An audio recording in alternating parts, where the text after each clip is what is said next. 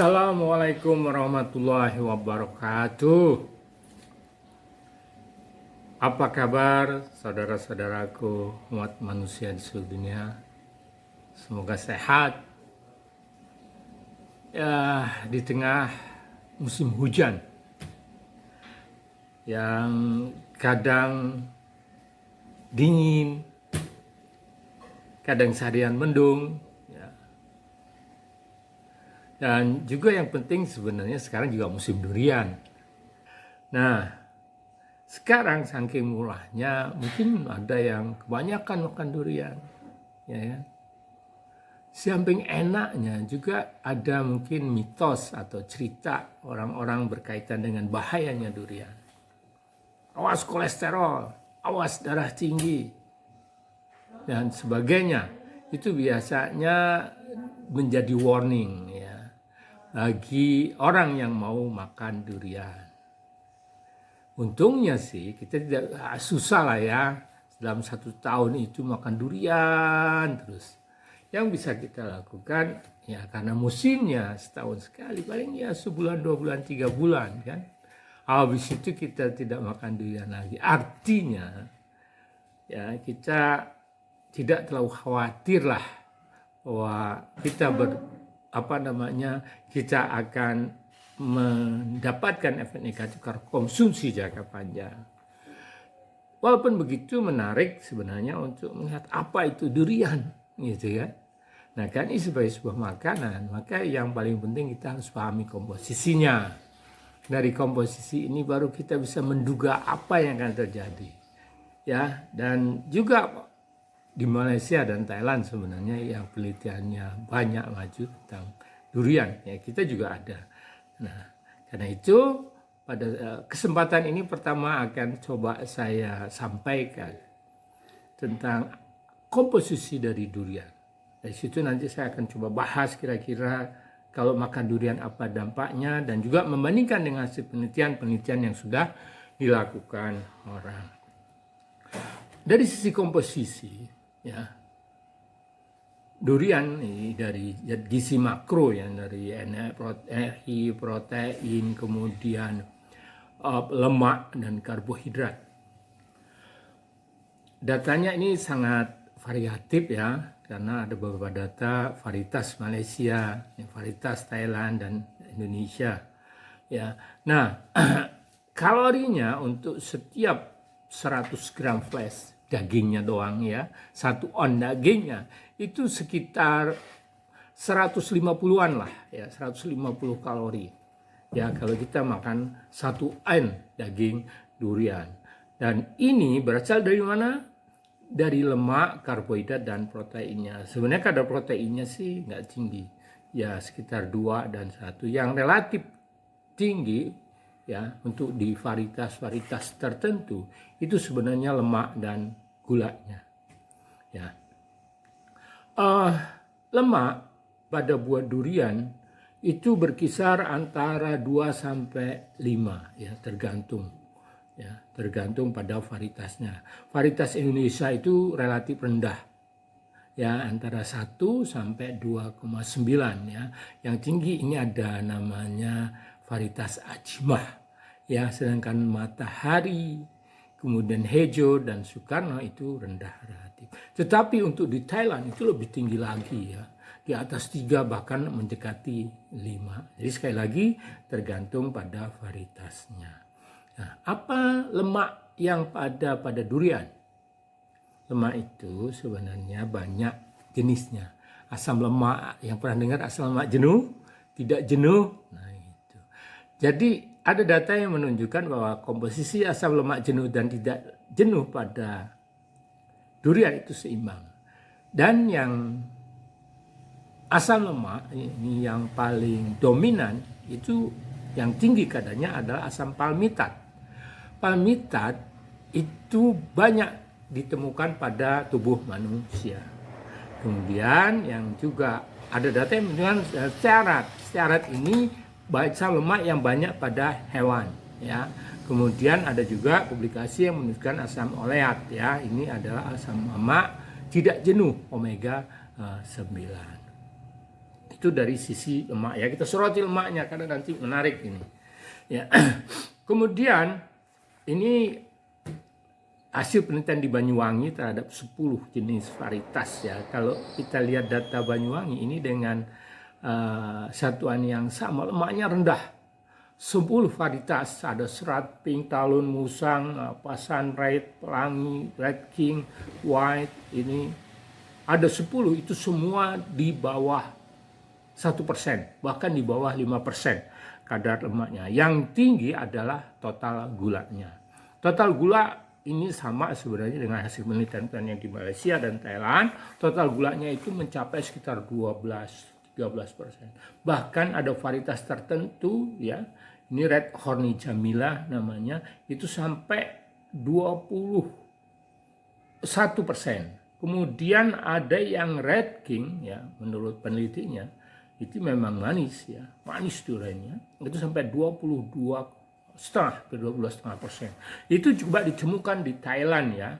Di Thailand itu ada yang kadrun itu mencapai hampir 20%. Nah, menariknya sebagian besar gula ini adalah sukrosa ya. Ini sama dengan gula tebu. Hampir 50%-nya ya, lebih bahkan 50% dari gula-gula itu. Kalau yang Indonesia tadi nggak ada data spesifiknya. Tetapi kalau yang penelitian di Thailand, penelitian di Malaysia itu menunjukkan bahwa dominan di atas 50% itu merupakan sukrosa. Jadi kayak gula tebu itu. Nah, fruktosa yang merupakan gula buah itu rendah ya. Sebagai gambaran misalnya ada montong itu ya. Montong itu total gulanya 14,83%. Artinya kalau kita makan fresh daging buahnya 100 gram, itu kita makan sama dengan makan gula 15 gram. Kalau 1 sendok itu ya 1 sendok munjung lah. Dibayangin ya, itu tinggi sekali ya. Kalau kita nonton memang dari situ 13,69%-nya itu apa? Sukrosa. Sedangkan fruktosanya itu rendah ya. Fruktosanya itu rendah. Ingat ya, ini fruktosa, glukosa, sukrosa adalah gula yang bisa diserap oleh tubuh. Jadi sukrosa kalau kita minum diserap itu bisa meningkatkan kadar gula darah. Nah, kita lihat perbandingan dengan buah yang lain ya.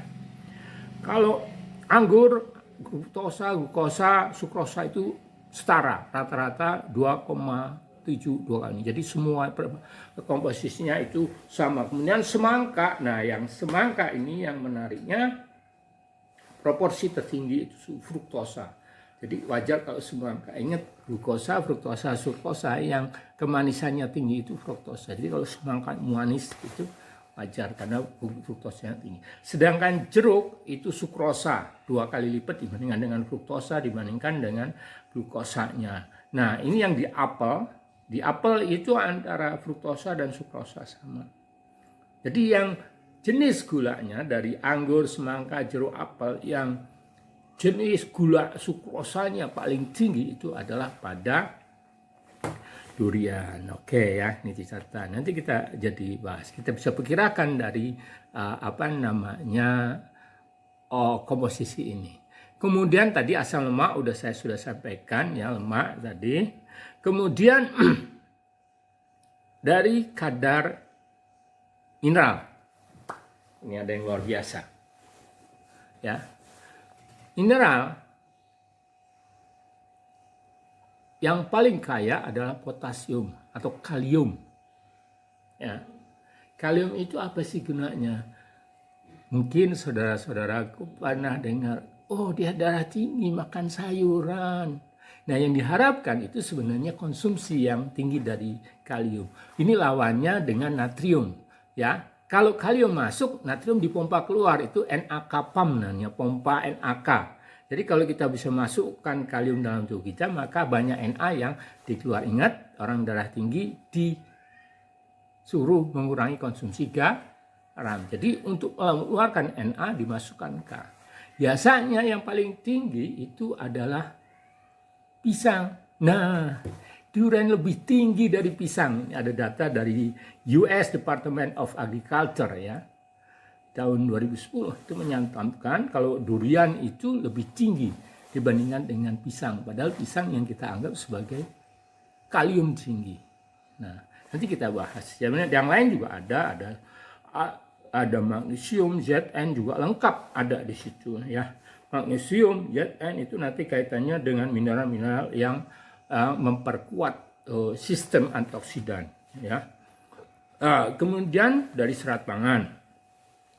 Serat pangan itu tergantung varietasnya ya, ada yang kecil di bawah 1, ada yang sampai 3,5. Dan menariknya 50% dari serat ini adalah serat larut air.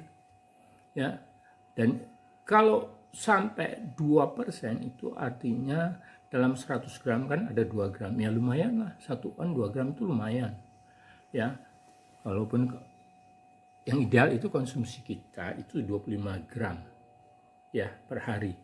Dan ya kita kan nggak hanya menggunakan durian ya dari semuanya, tapi di semuanya cukup lumayan lah ya, 2% ya, 2% sampai 3 itu lumayan. Dan sekali lagi saya bilang soluble, larut air. Biasanya serat pangan yang larut air itu lebih bagus dibandingkan yang tidak larut air ya. Nah, durian juga mengandung komponen bioaktif, fenolik, ya, asam fenolik, flavonoid, terus kemudian antosianin. Ya, ini relatif tinggi. Ada beberapa yang tinggi ya, seperti asam kafeik ya, kemudian komarik ya, sinamik dan sebagainya. Pokoknya itu jenis-jenis asam fenolik itu bersifat antioksidan. Yaitu banyak di tanaman-tanaman, sayur ya. Kemudian ada flavonoidnya juga tinggi. Nah, yang menarik tergantung warnanya ya. Ini mengandung beta karotin, juga alpha karotin. Ya, jadi total karotenoidnya relatif tinggi, tergantung warnanya. Kan durian ada yang merah tadi ya, ada yang kuning, ada yang putih. Dan kemudian dari situ sebenarnya ada yang pahit ya. Biasanya yang pahit itu jelas dari komponen-komponen bioaktif. Ya sebenarnya yang pahit sekali itu biasanya golongan alkaloid. Tetapi ada golongan fenolik juga yang mempunyai taste pahit. Jadi biasanya yang pahit tinggi boleh jadi sebenarnya kualitas itu kaya senyawa bioaktifnya. Apa fungsinya? Nah, nanti kita bahas berdasarkan ini. Ini lagi. Durian mengandung alkohol. Hati-hati buat para pusing katanya. Yang fresh ya, yang segar, daging buahnya itu ternyata rendah sekali. Ya, ini ada data dari Malaysia dan varietas Indonesia itu cuma 590 sampai 700 nanogram per gram. Itu rendah sekali. Nano ini jauh dari 1% ya, daripada kita susah bayangkannya. Ini jauh 0,00 ya, karena nano itu 10 pangkat min 9 ya. Kalau mau dijadi gram. Jadi itu sangat rendah sekali dan itu nggak akan signifikan terhadap mabuk dan sebagainya, enggak. Ya, itu. Jadi memang ada jenis alkohol yang lain ya, tetapi juga rendah. Jadi etanolnya sendiri itu jauh rendah sekali ya, mungkin 0,00% ya, jadi enggak signifikan. Nah, sekarang coba berdasarkan komposisi tadi kita akan coba prediksi, bahas kira-kira bahayanya apa mau bahaya dulu atau khasiat ya. Sebelum saya bahas bahaya atau khasiat, ini ada julukan sebenarnya dari komposisi gizi tadi yang lengkap tadi. Durian itu dianggap sebagai buah paling bergizi di dunia, the most nutritious fruit ya, karena komposisi gizinya tadi dibandingkan dengannya. Oh ya, vitamin ya. Tadi mau saya sampaikan vitamin B itu juga beberapa itu tinggi, termasuk di dalamnya ada asam folat. Jadi kalau dia bilang tidak boleh sama ibu hamil. Sebenarnya ingat, ibu hamil itu kan butuh asam folat ya, untuk pertumbuhan janinnya, ya, pembentukan otaknya dan sebagainya. Kalau bukan folat itu bahaya ya, bukan hanya sekedar stunting. Kalau kadar yang tinggi itu bisa menyebabkan cacat ya gitu. Kemudian juga vitamin C yang tinggi ya, menarik. Niacin ada, beberapa vitamin B-nya itu justru kalau per 100 gramnya itu bisa memenuhi 80% kebutuhan hariannya ya. Vitamin C itu kalau kita konsumsi one portion ya, satu porsi ya, porsi itu bisa 100-150 lah, itu artinya itu bisa memenuhi sekitar 70-80% kebutuhan vitamin kita. Nah, baik, kita akan coba prediksi sekarang dari awal. Tadi bahwa kalorinya relatif tinggi, dan itu disebabkan karena ada gulanya, sukrosa yang tinggi. Total gula itu tinggi. Lalu kalau total gula ini siapa yang nggak boleh? Ya tentunya terus terang, orang yang memang sudah punya diabetes sebaiknya membatasi, karena sukrosa itu ya, glukosa tadi juga, sukrosa dan glukosa itu available, artinya mudah diserap oleh tubuh, dan itu akan signifikan pengaruhnya terhadap peningkatan gula darah. Jadi ingat, karena gulanya adalah available atau mudah diserap, maka ini harus hati-hati, kalau sudah harus dibatasi untuk mereka yang diabetes. Dan juga tadi dari sisi potasium atau kalium memang bagus untuk mencegah darah tinggi. Bahkan sebenarnya pembentukan tulang, memang tulang sebagian besar adalah kalsium, tapi distribusinya membutuhkan kalium ya. Jadi kalium hanya pada orang yang gagal ginjal, karena pengeluaran kalium itu dari ginjal itu bisa menyebabkan hiperkalemia. Jadi kondisi di mana kadar kalium darahnya tinggi. Ini ada sebuah case tadi di Malaysia, ada seorang ibu-ibu sekitar 48 tahun, dia gagal ginjal ya, karena harus dialisis segala macam. Dia keracunan ketika makan durian, dia mengalami hiperkalemia. Jadi bagi Anda yang memang punya masalah di ginjal harus hati-hati ya, jadi harus dibatasi, terutama yang tua lah, ginjalnya parah, yang sudah harus cuci darah gitu. Jadi itu harus hati-hati. Terus kemudian mitos yang tentang kolesterol misalnya nggak ada. Kolesterol itu adalah sterol hewani. Ya, walaupun palmitat tadi itu sebenarnya bisa menyebabkan hiperkolesteremia ya kalau orang konsumsi palmitat. Tetapi nanti pada kasus durian justru penelitian menunjukkan, memang ini pada hewan percobaan ya, durian bisa menurunkan kadar kolesterol signifikan ya. Artinya kita bisa menduga lah berpotensi sebagai anti kolesterol pada manusia. Karena apa? Boleh jadi karena walaupun ada palmitat, tetapi juga ada oleat. Ada juga karena sifatnya campuran ya. Kemudian ada tadi komponen bioaktif yang banyak, maka yang muncul, yang dominan adalah sifat antikolesterolnya. Jadi salah satu tadi kalau kita bayangnya, kata yang diabetes hati-hati. Sebenarnya yang diet juga hati-hati karena energinya ini tinggi ya, gula ya. Jadi kalau mereka yang diet nggak boleh mau mengkonsumsi energi tinggi ya, harus kurangi ya. Nah tadi ya, dari sistem manfaat tadi durian justru bersifat anti kolesterol, terbukti di tikus. Yang kedua tadi antioksidan, nanti komponen bioaktif. Ada penelitian in vivo ya, artinya in vitro, jadi masih berpotensi ya. Jadi belum bisa jadi klaim. Durian itu bersifat antioksidan. Antioksidannya kuat dan bersifat antiproliferatif. Jadi bisa mencegah perbanyakan sel kanker. Sel kanker itu kan bisa mentol itu karena perbanyakannya cepat. Nah itu bisa dicegah oleh durian itu ya. Jadi sekali lagi, terus kemudian tadi potasium walaupun ada dampak negatif bagi kita, bagi orang yang tidak masalah gangguan ginjal, dia bisa membantu kita justru untuk menurunkan tekanan darah. Memang tidak ada bukti, ada sebuah penelitian, sebuah review yang mereview tentang efek durian terhadap darah tinggi. Pada orang manusia sampai 500 gram nggak ada pengaruhnya. 500 gram itu kan setengah kilo dagingnya, nggak ada pengaruhnya. Pada tikus memang di awal naik, tapi setelah 3 hari dia bisa adaptasi. Ya, pada tikus. Tapi pada orang sampai setengahnya. Pada orang sehat loh ya. Ya.